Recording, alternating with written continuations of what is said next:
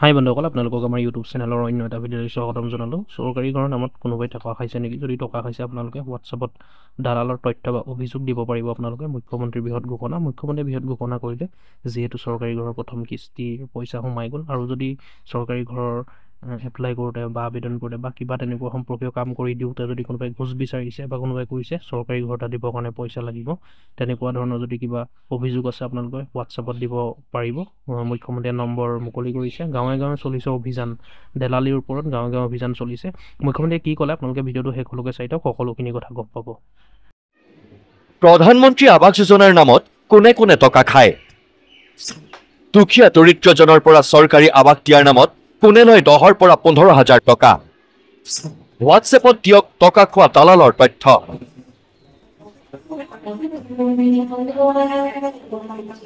গাঁৱে গাঁৱে আৰম্ভ হ'ব চৰকাৰী আঁচনিৰ নামত বজাৰ পতা দালালক নাকি লগোৱাৰ অভিযান।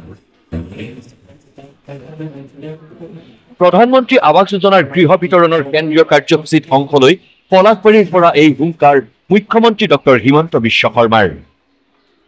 এইবাৰ এই জিঅ' টেগিঙৰ ব্যৱস্থাটো আমি অলপ বেলেগ কৰিছো, যাতে কোনেও জিঅ' টেগিঙৰ নামত আপোনালোকৰ পৰা 10,000 15,000 টকা ল'ব নোৱাৰে। কোনেও যাতে ঘৰৰ নামত টকা পইচা ল'ব নোৱাৰে।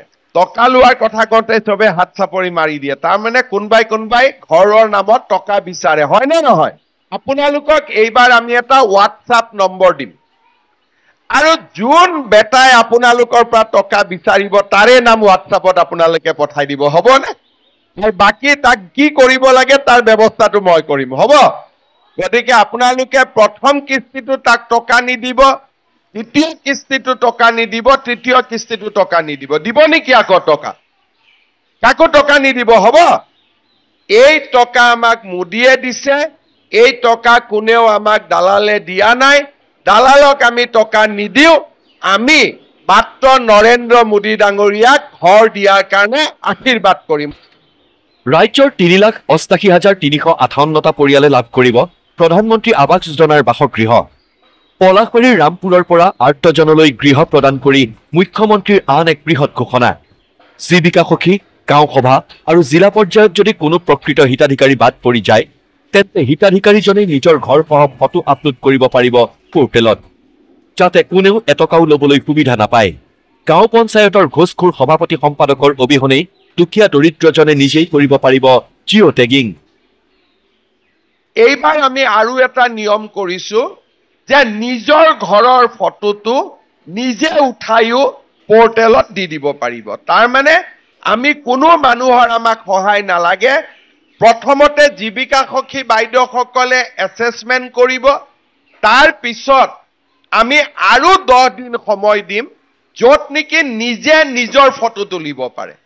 এতিয়া নিজৰ ফটো তোলোতেতো নিজে টকা ল'ব নোৱাৰে, গতিকে এইবাৰ আমি ব্যৱস্থা কৰিছো যে সেলফ লোডিং, তাৰমানে মোৰ ঘৰৰ ফটোটো মই তুলি ময়ে পৰ্টেলত তুলি দিম। এতিয়াৰ পৰা GRSক নালাগে, গাঁও পঞ্চায়তৰ ছেক্ৰেটাৰী নালাগে, যাক ঘৰ লাগে সি নিজে জিঅ' টেগিং কৰিব পাৰিব।